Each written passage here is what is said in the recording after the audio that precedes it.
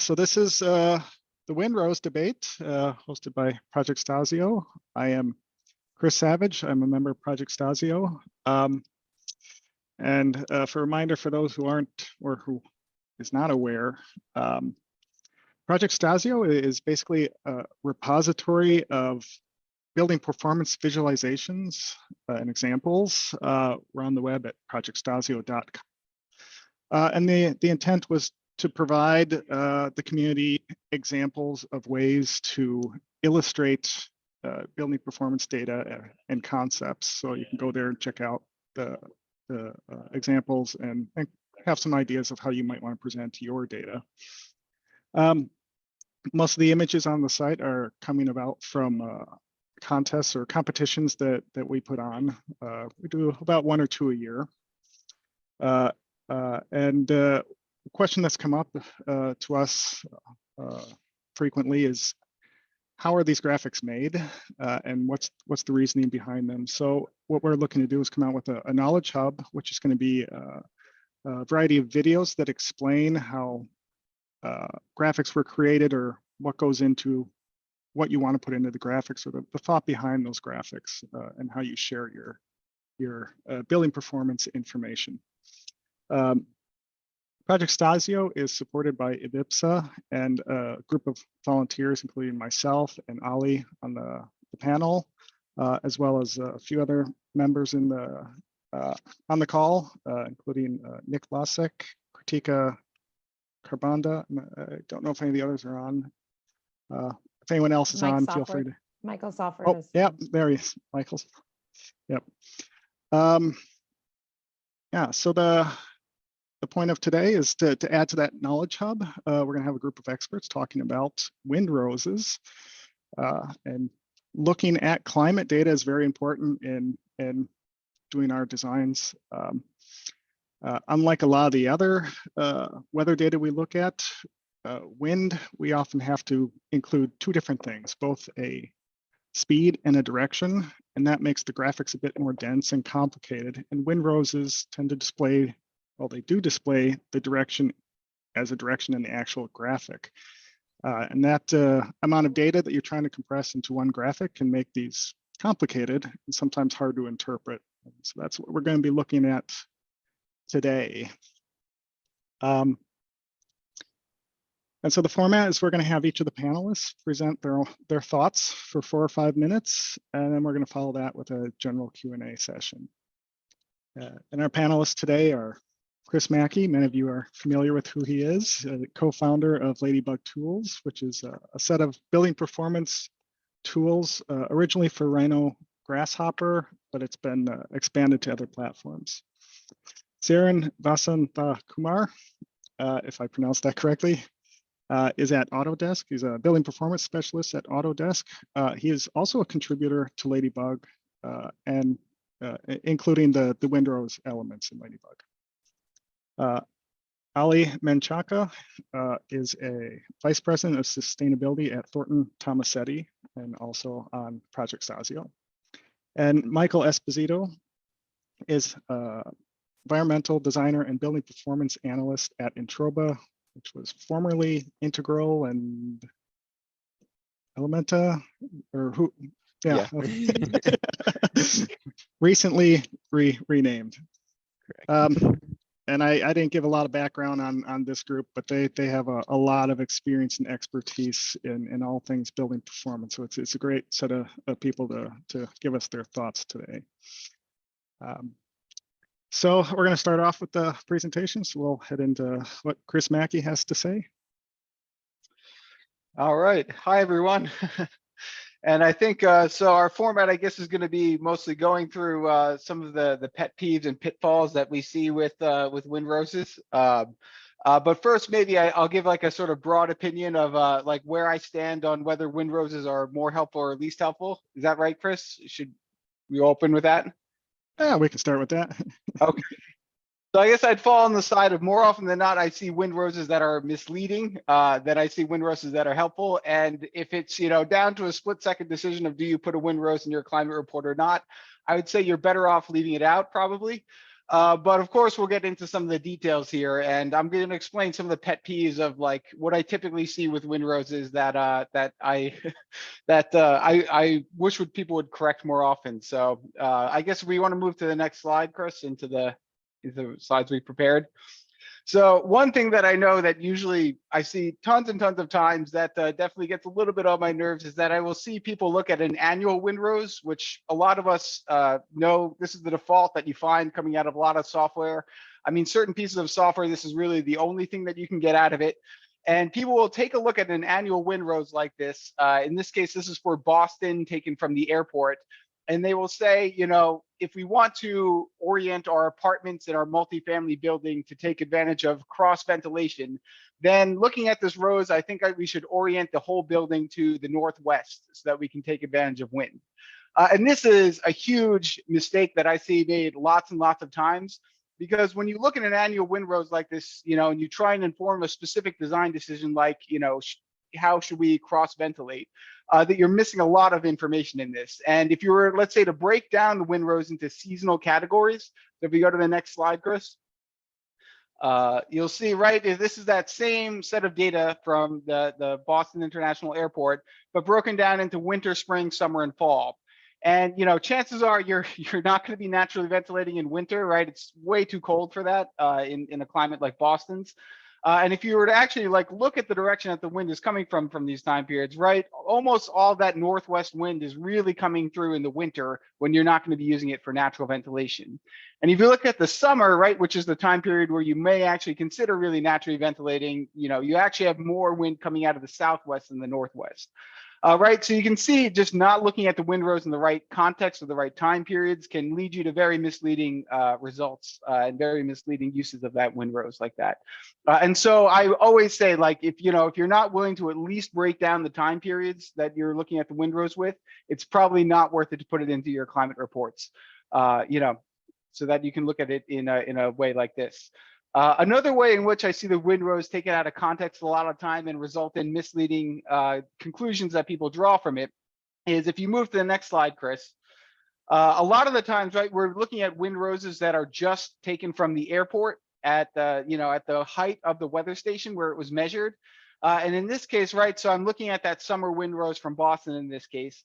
And I can see, right, if we look at the legend in meters per second, now I imagine actually a lot of people are more familiar with IP on the call. So if you are, you'd probably know that, well, if you're familiar with SI, you know that these wind speeds are very fast, right? Something like 10 meters per second, that's 30 feet per second. That is a really pretty high wind speed.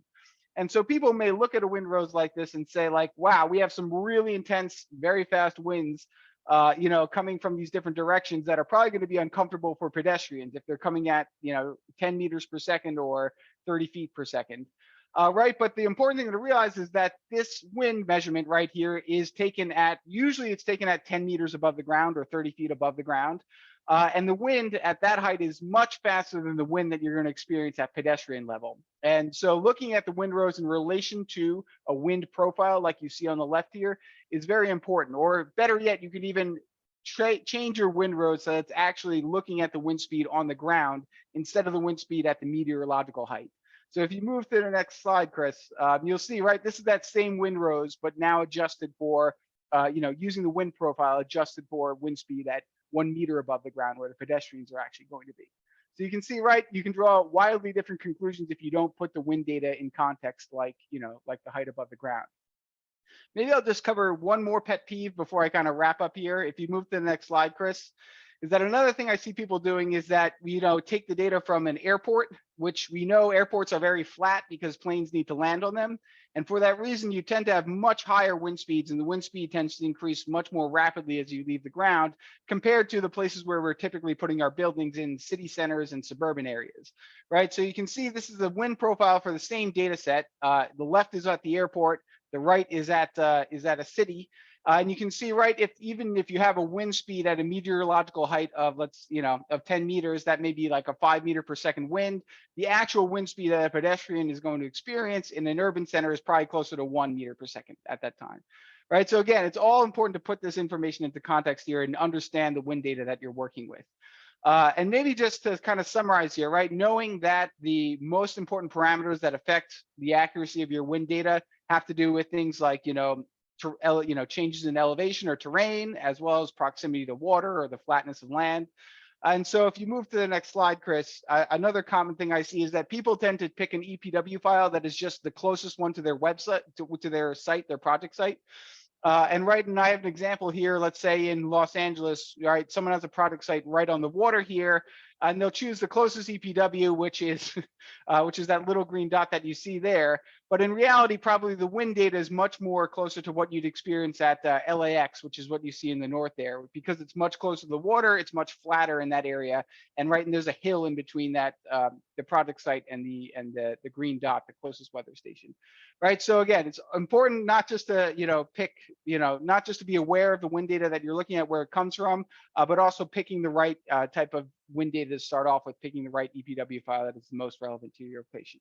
So, all right. So to summarize in the last slide, right, it's just if you have an annual windrows, chances are that it's probably not going to be very informative for the typical design decisions that you make with buildings.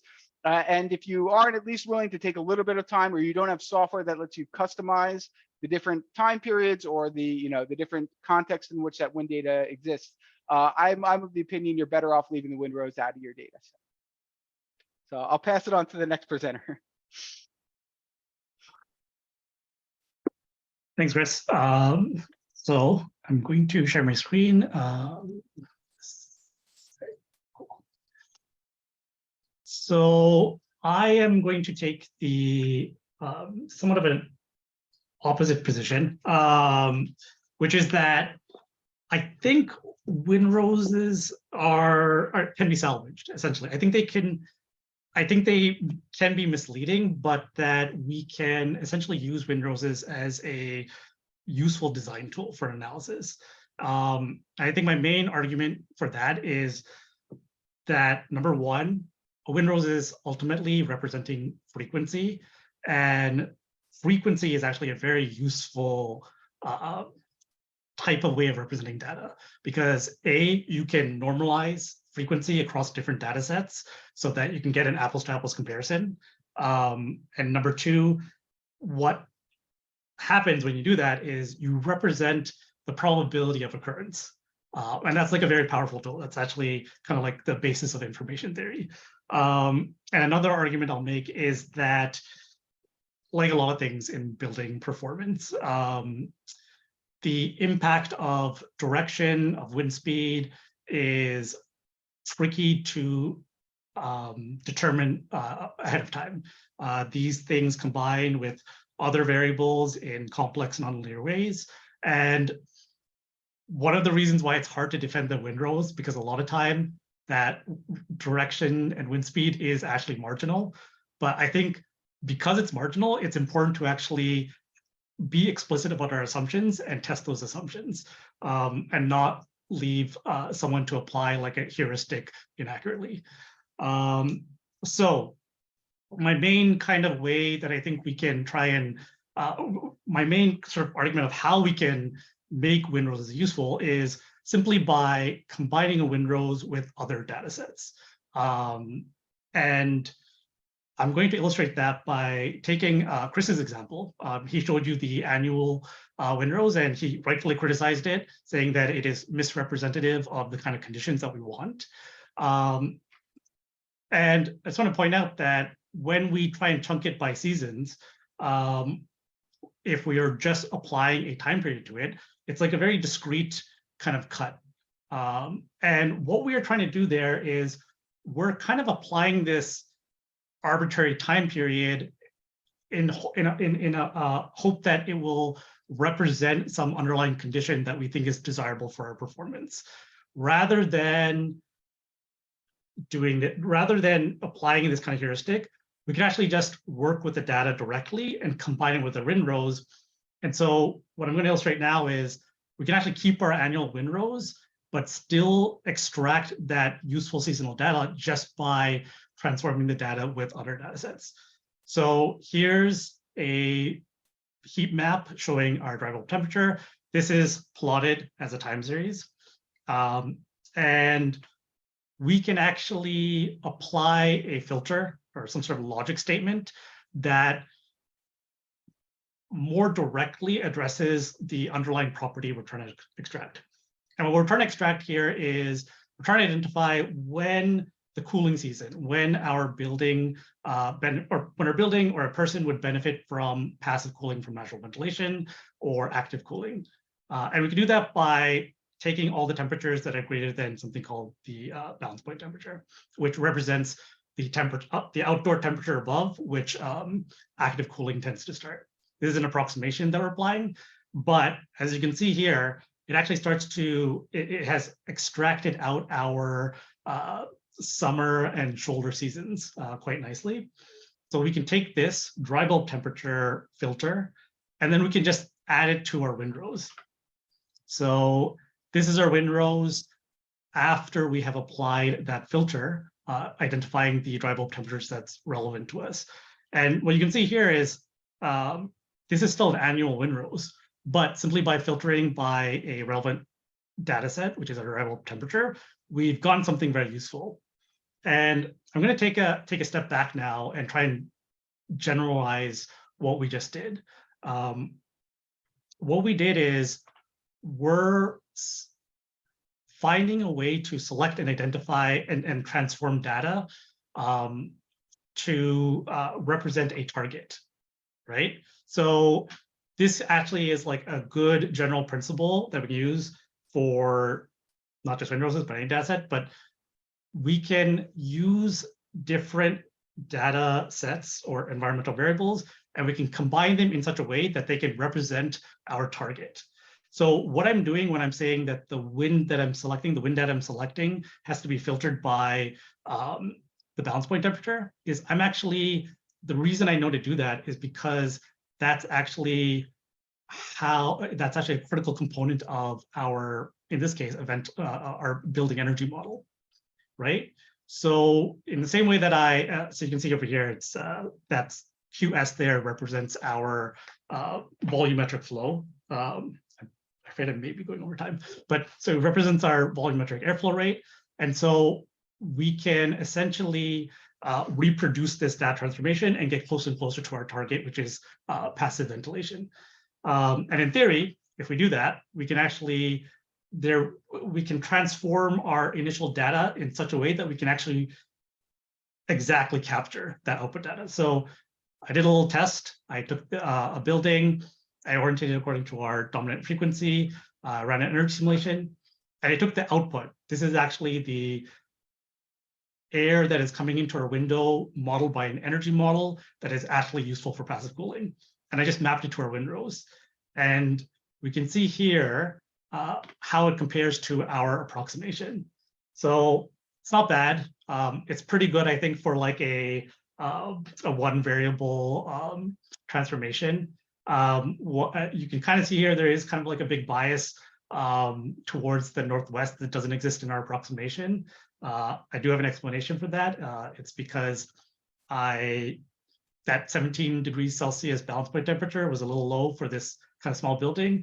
And I ended up increasing the temperature, minimum temperature for the building a lot higher. And that's why I get the bias. But what this tells us is this is actually very useful information.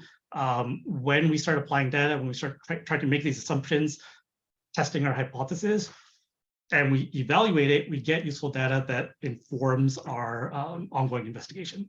So that concludes my section. So again, in conclusion, simply by transforming the data, combining it with relevant variables, providing context, we can actually get something very useful from the windrows and prevent it from being misleading. Thank you. Thank you, Saeran.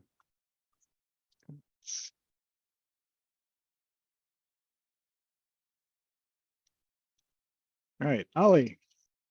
All right. Thank you so much. I find myself on the very similar corner as Chris Mackey. And I actually, most windroses annoy me. I think that most windroses are taken out of context and can mislead design. or at best can be neutral and can just be flipped over in a climate, in a climate report windrows. I'm not paying attention, but if you actually do pay attention, most of the time they mislead. So I tend to be much more annoyed by windroses than many, perhaps. My pet peeve of the day, though, I have many, but this is the one that I have picked. Chris, if you can go to the next one. As many of you know, I'm a natural ventilation expert. And Chris used all of his arguments for the windrows for natural ventilation. And nothing drives me more crazy than that, because most of people assume that where the wind comes from is what's going to give you natural ventilation. So you should orient your massing based on wind direction, right? Because you're going to get this beautiful cross ventilation across your building, right? So we picked here a hypothetical example, Baker House at MIT, but I'm sure you have either created this, have been complicit in creating some of these. I have myself, or have seen them. And so if we go to the next one, here's a challenge, right? With cross ventilation in particular. Look at the plan, and this is a dorm. And how many of you, when you do this analysis, you're doing it for a perfectly open space where you know the windows are going to be open all the time? I'm going to guess 1% of you. Most of the time, we're saying the wind is going to drive this beautiful cross ventilation across this dorm or across this place, which actually has a bunch of doors and a bunch of corridors through which the wind is actually not going to cross unless you open everything. If you go to the next one, Chris. So you would need to make sure that every window and every door and every window along the path are actually open for cross ventilation to work. That rarely happens. And so using windroses for natural ventilation is something that needs to be done very carefully. The windrows will not guarantee your natural ventilation, right? Just putting it there doesn't make your natural ventilation work. And in fact, my advice tends to be for natural ventilation design in specific, you must design for no wind. That should be your natural ventilation design. You need design for a no wind condition. And then make sure that your design is actually compatible with a wind condition, and wind hopefully helps you, right? And I think Mike has an example on that, on how, designing for natural ventilation using wind can be helpful. But nothing drives me more crazy than just seeing the windrows and saying, oh, we're going to use natural ventilation 40% of the time because cross ventilation is awesome. Does not happen. And if you're designing for that, it's most likely not happening anyway. I did want to share one example of a wind representation, which isn't a windrose, that I particularly like. It's on Project StaSIO by Craig Rossman from Studio Ma. I actually encouraged him to upload it when he presented it on a project. It's a little tiny for some of you to see perhaps on your screen, but what I particularly liked about this one, as someone who is heavily dislikes windroses in general, I actually really liked his representation of wind patterns along, during the day for the entire year, filtered by, to Saeran's point, filtered by or combined with when is it too humid, like particular conditions for the site where, that the evaluation was being done for, right? And so it allows you to identify, well, the areas where we can use natural ventilation for, this is for outdoor comfort, right? And so there's the natural ventilation, but outdoor comfort is a big part of using windroses as well, which you can also use in Canada. I saw one question on how to use windroses in Canada. Outdoor comfort is something that is, that windroses could be useful for if used adequately. Here you can see that it's very easy to identify the times of the year where you might want to use the wind and understand what that condition is in particular with colors, right? And I particularly like this representation. Have not replicated it myself, but just wanted to show it off. I tend to go to Project StaSIO for inspiration for these things. And with that, I'm going to pass it on to Mike. Thank you, Ali. Yeah, so I find myself in the useful camp. You can just skip right to the next slide. With agreeing with basically everything that everyone has said before me. Actually, do you? Yeah, so the big caveat, and I don't know, did you skip a slide, Chris, by chance? No, that's okay. So the big caveat is that you know, it's useful if you have kind of properly framed the problem for your project. And so, you know, if you know, depending on you know, the first step is really just identifying, like, why does wind matter for my project? What am I using it for? Natural ventilation, outdoor comfort, pedestrian comfort, safety. Am I looking at kind of structural loading? The answer to that question, you know, we'll let you know. You know, we'll define kind of how you evaluate wind to begin with. Next question is just kind of what tools do I have to evaluate this, and kind of what metrics do I use to evaluate it. And so what I mean by that, the windrose is just one of those tools, which I would say is, you know, something that I'm in the practice of using at the onset of almost any project. One, just for kind of validation of and proper checking of the weather file. Like what is it that I'm going to be simulating or putting my model through at some point? What is the wind data in the file? But for climate analysis, it's also, you know, generally useful to know, you know, is there a strong prevailing wind? Is it very calm for part of the year? You know, what those types of questions. And so, you know, this is a kind of habit that I've gotten into at the onset. So next slide. The windrose is just the beginning, though. It's not the end of how we evaluate wind or communicate wind data. And you know, one thing I found useful is presenting it in this form as well, more of a scatter plot distribution where we kind of remove the variable of wind direction, and we just look at wind speed relative to outside air temperature.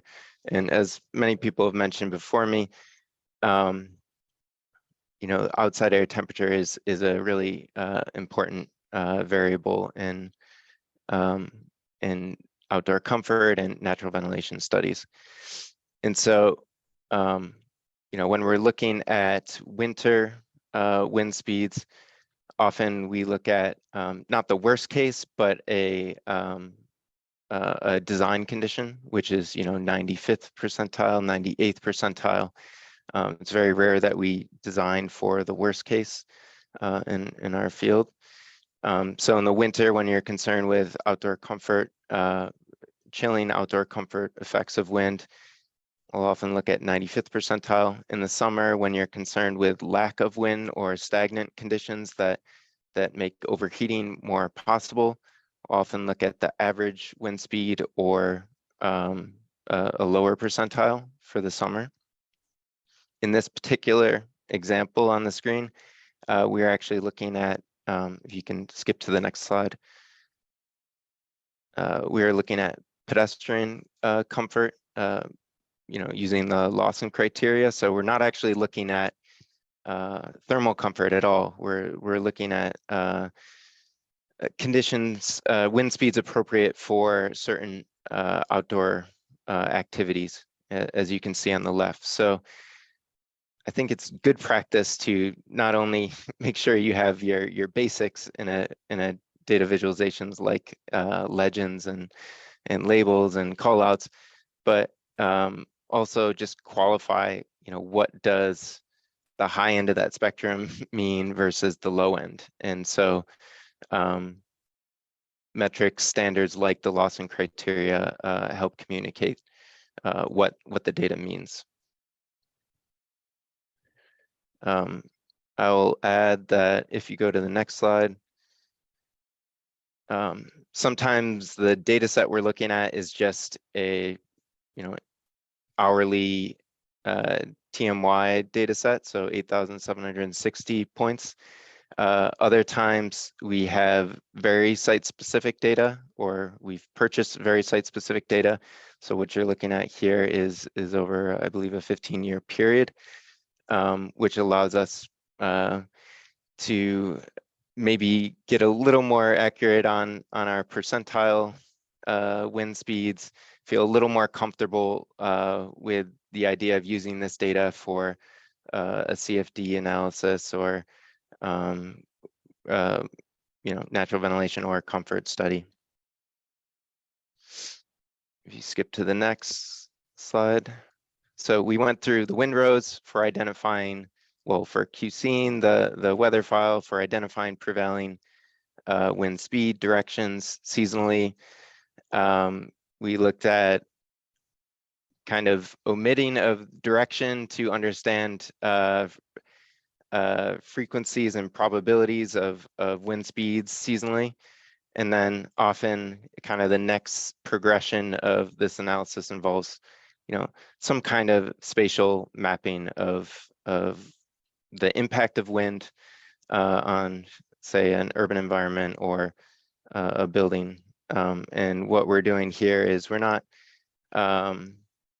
flagging absolute problems, but we're flagging areas where, given the starting prevailing wind vector and speed, there is some acceleration of wind potentially due to the massing. And here are some best practices for reducing that. So again, this is still in the category of kind of high level analysis, but using a CFD engine to spatialize the airflow based on a starting vector. So last comment I'll make is on kind of the usefulness or how using wind data can be a useful complement to the approach that Ellie was saying for natural ventilation design. I too am in the camp of designing openings and based on the assumption that we have no wind speed and just buoyancy as our driving force. But inevitably, especially in windy locations, there will be some positive and negative pressures on the building envelope, on the exhaust specifically, that affect what's happening within the building and stack. And so this was a project example designed the same way through primarily stack effect, but and in the design of the exhaust through a central atrium was approached first through first principles, and the wind pattern was all over the place. It wasn't all that clear how to kind of identify a prevailing, or that there was a prevailing wind speed. But what was done instead was the exhaust was designed in a way, you can see the kind of walls around the opening that produced a negative pressure no matter what direction the wind is coming from. And so, while kind of best practice was used to come up with that strategy, CFD analysis was useful for validating that approach and figuring out kind of what the effect of that wind was on a floor by floor basis. So that was a little more broad than the windrows, but I guess in conclusion, one of the things I'd like to say is I also never have a windrows on a page if it doesn't mean something to the project that that it's addressing or that it's for. And so the windrows needs to speak for itself. If certain information on the windrows isn't important, then I'm in the habit of removing that information entirely so that the important information pops and is apparent.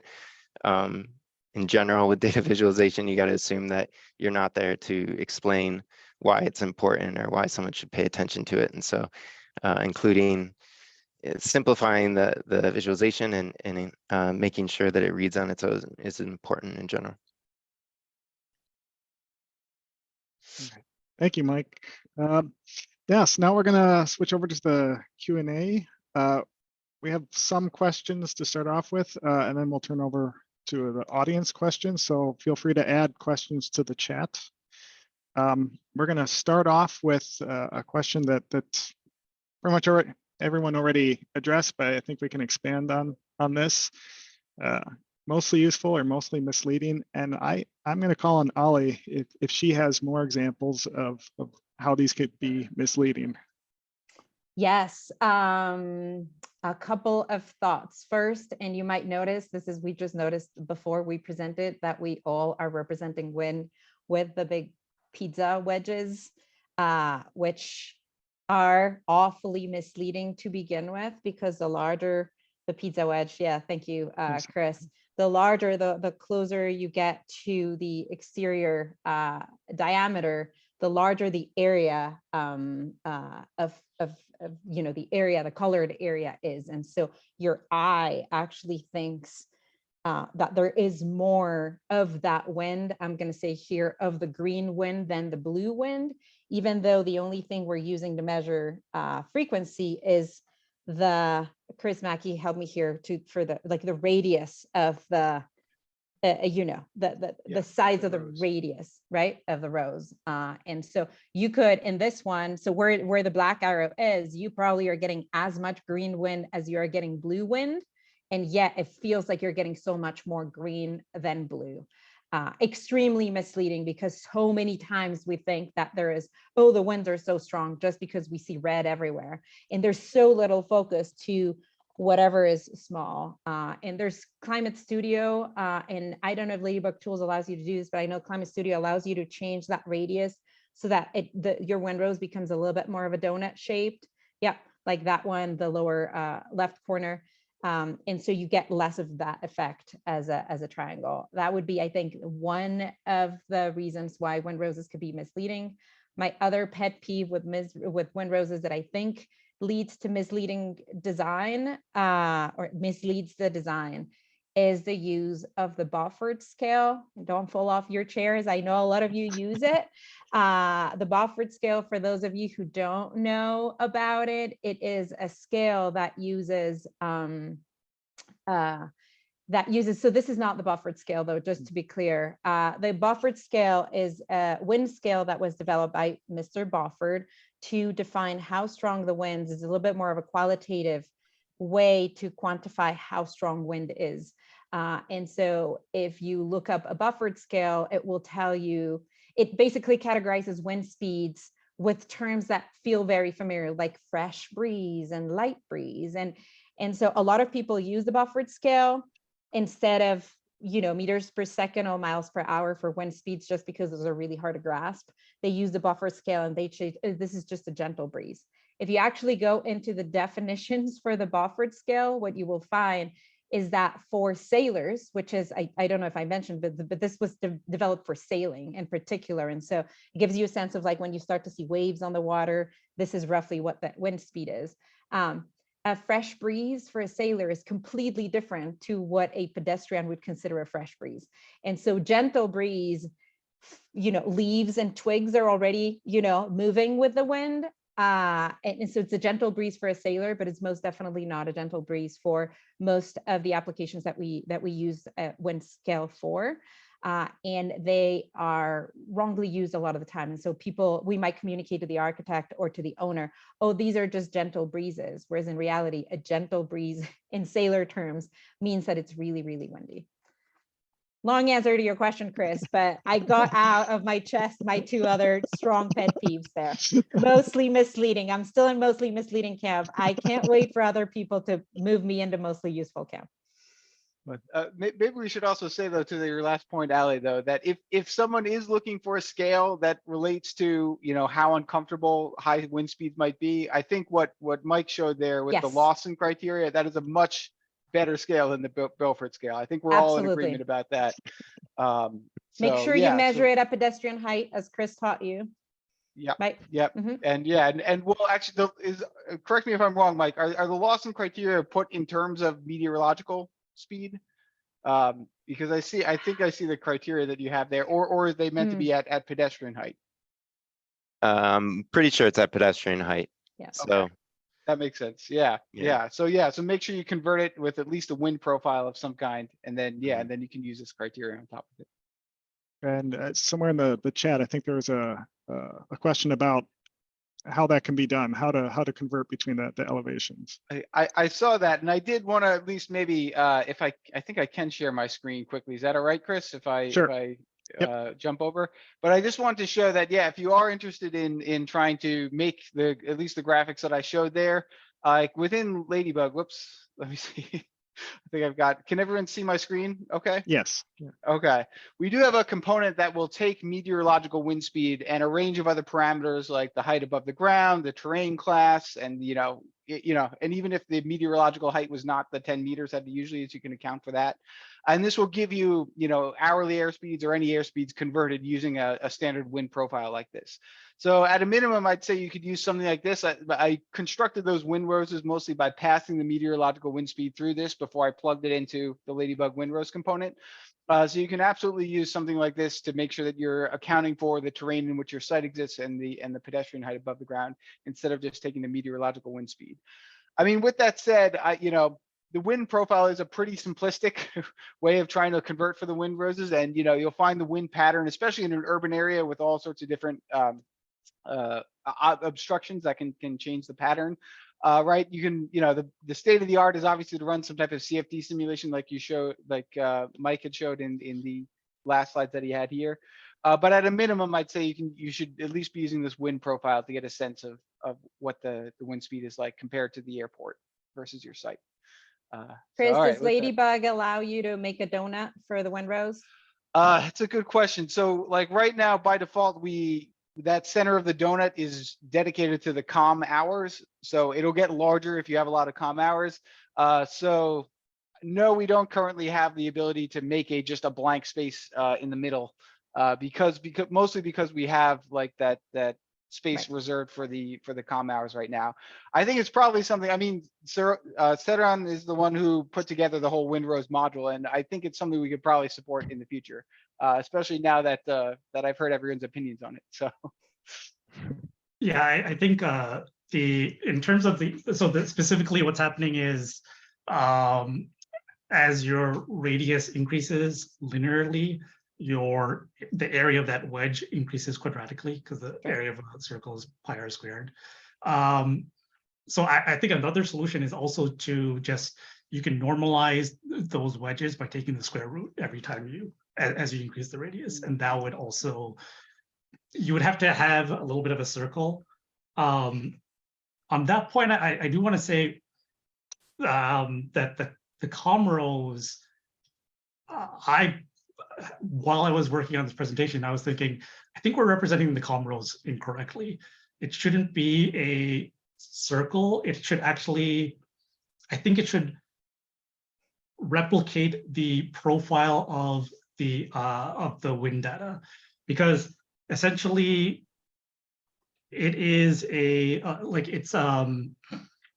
if you have, for example, a lot of data going in one direction, and then you add the COM rows and you add that and you do some sort of analysis with it, you're basically kind of averaging out all the other directions with a perfectly uniform COM rows. And I think one way to kind of think about this more intuitively is that it's not like there really is like a perfectly zero wind speed. There's always some value. And so if there was some actual value, how would we actually try to represent its direction? Well, the proper way to do it is to sample from our prior data. So if we took the prior data that we had, constructed a frequency distribution, it would be exactly the same as as the existing wind speeds greater than zero. So I think those two integrated together, normalizing the wedges and representing the COM rows as a sample of your wind directions would actually be two corrections. I think makes sense to me, at least. yeah, that's a really good point, Saeran. Yeah, we're kind of discovering kind of maybe not necessarily bugs, but things that we could really improve. Because I know the COM rows is actually in this Windrose graphic that I produced here, but it's so small because we normalize it across all these 36 different directions. Yeah, this is a really good point. So yeah, a lot of things to be aware of when you're looking at this data and like how it's actually being interpreted, how the center of the rose is being built. Which But, just proves that it's a complicated, like, Which variable. proves that it's needs to be misleading, represented. right? Is misleading camp winning? No, I mean, we should have started with the history of it. Like, what is the first ever representation of a wind rose? I mean, there's some legacy and habit to using it that, you know, you guys are thinking of new ways of doing. So it's not easy to to fight old habits. I mean, if I could make, I think, two arguments in favor of it. Number one, we don't really have a great way of representing directional data otherwise. And I think in terms of, I think Ale was criticizing kind of like the way that this like cross ventilation and wind-driven ventilation is marginal, which I agree with. But I think 2 points in favor of kind of accepting that we still have to have it because it is sometimes useful is number one, just as a minimum bounding assumption, it's the direction of the wind is an energy plus. It's playing a role in calculating your I think the convection coefficients, but definitely your like your ventilation. There is like a wind-driven ventilation component. So there are times in which your wind ventilation can be significant. And that's why we need some way to grapple with that directional data. And I think the wind rose is kind of like our best tool to do it. And the other thing is like when we, I think like from I think like a Western perspective or like from like more cold climates, definitely there is the case that like we have like closed environments. We definitely have enclosed perimeters, and we're not really going to have a lot of opportunities for cross ventilation. Ali, I actually wrote this message out to you last night. I don't know if you saw it, but my defense against that is also that like if you look at like tropical modernism, vernacular, like a lot of vernacular tropical architecture, they actually do have open spaces. And it's not just about like having open space, right? It's essentially, if we generalize it, the real question is, can we have like a negative, a pressure drop across the two openings, right? And that doesn't have to be like one open space. That can be multiple spaces that are divided by porous screens. Maybe you can have like mechanical cysts.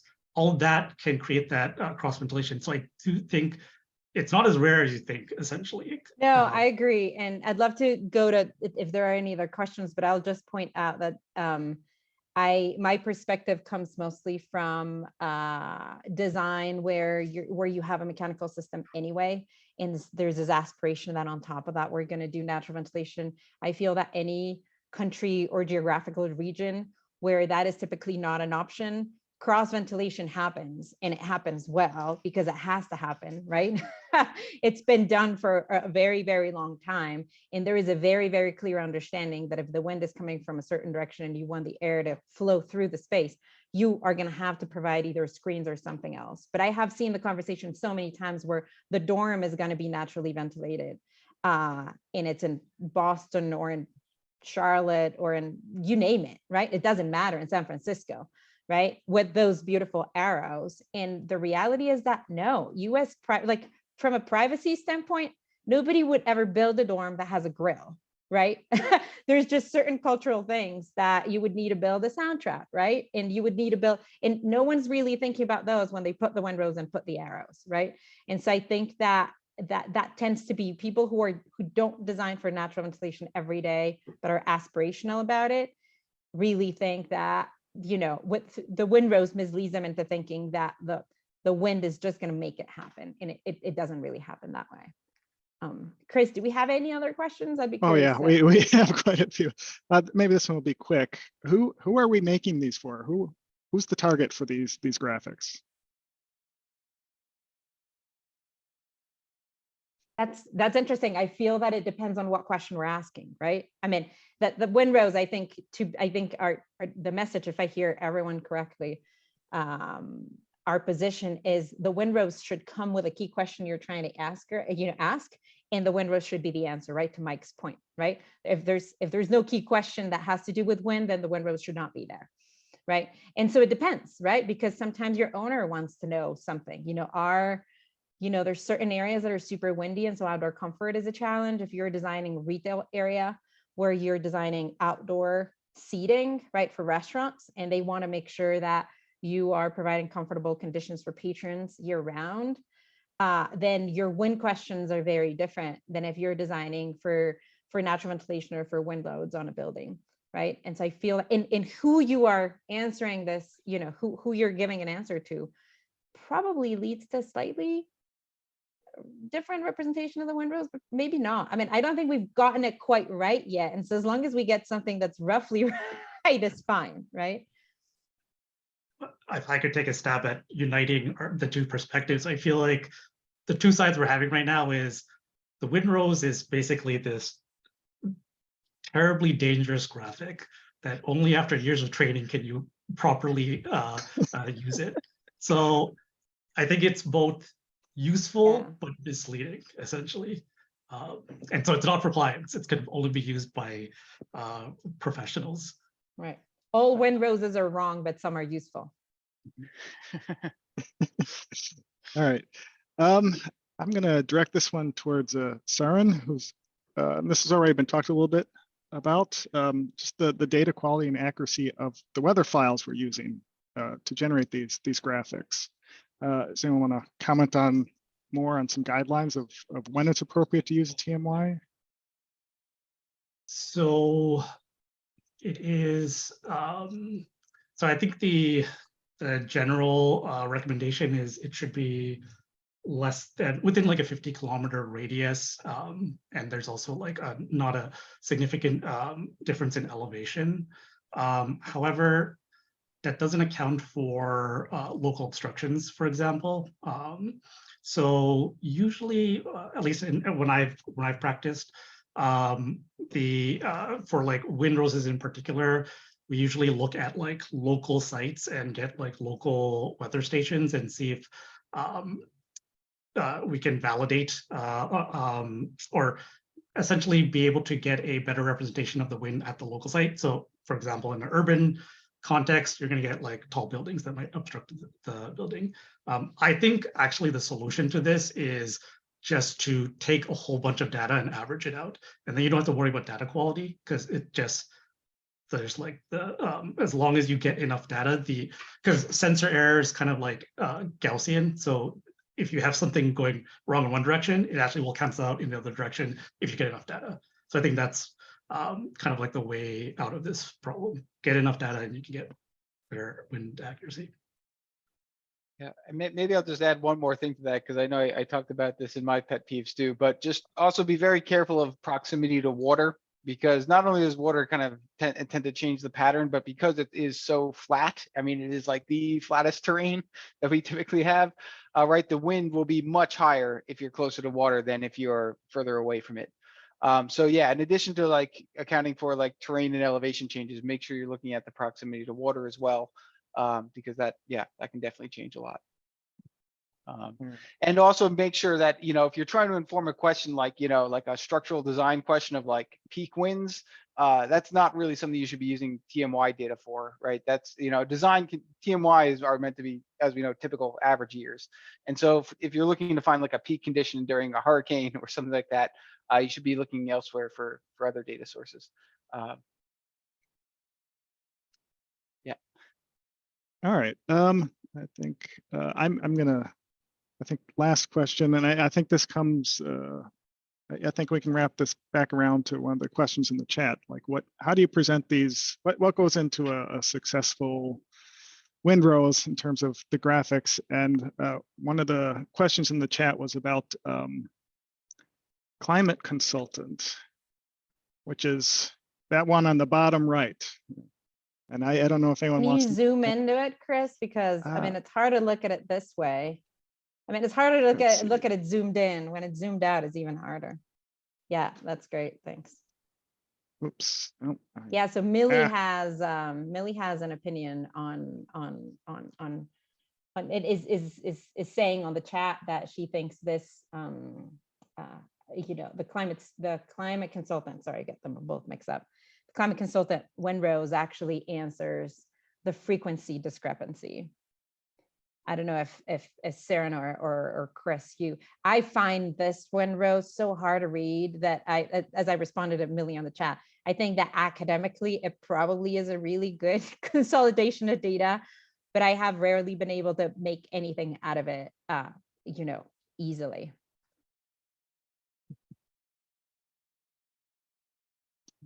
We have any Yeah. other? I agree. Oops. Yeah, I mean, the climate consultant takes the approach to more information layers, the better, maybe. Right.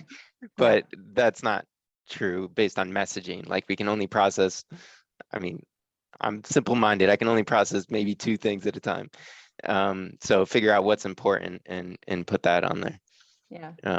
And then nice thing about Ladybug is there's the ability to kind of toggle between what's important in terms of visualizations. I've seen, I know there was some chat on LinkedIn when I posted this event from someone who was actually addressing the wedges and how that is misleading, and was suggesting just linear representation of when. And I'm curious as to if any of you have used it successfully.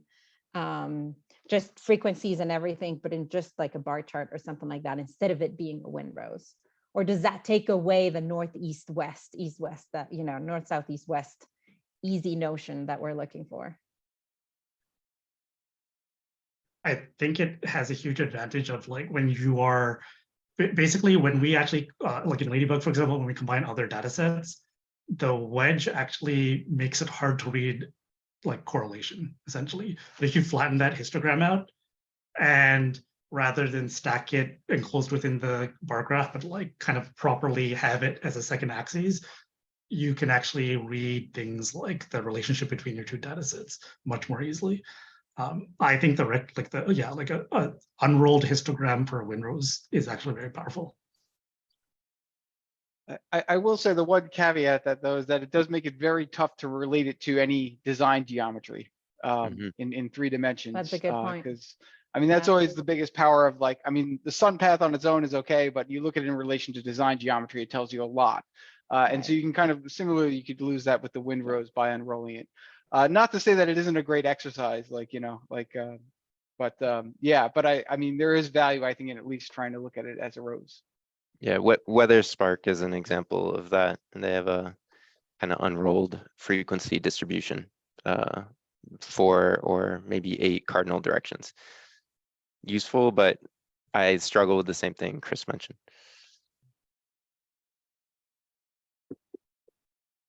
Okay, and with that, I think we're out of time. Want to thank all the panelists for taking part today, and then thank the audience for showing up, and BIPSA for supporting this. This recording will eventually make it to our YouTube channel, and we will chop this up and add it to Project StaSIO when our Knowledge Hub is ready to go. So, And I'll just shameless pitch for, well, it's not shameless, it's a Project StaSIO event. If you have really good wind representations and a mic, I'm looking at you because I loved that, the cloud with your, 10 years of data, the data set that you actually purchased. If you have any really good ways to represent wind, you submit them to Project StaSIO. Project StaSIO is receiving, is open for submissions at all times. And so maybe we'll at some point make a competition on Wenroses, on wind representation, to see what others have to say. But in the meantime, if you have a really cool way to show wind, please submit it. And please go for inspiration to Project StaSIO too. That's the goal of the platform.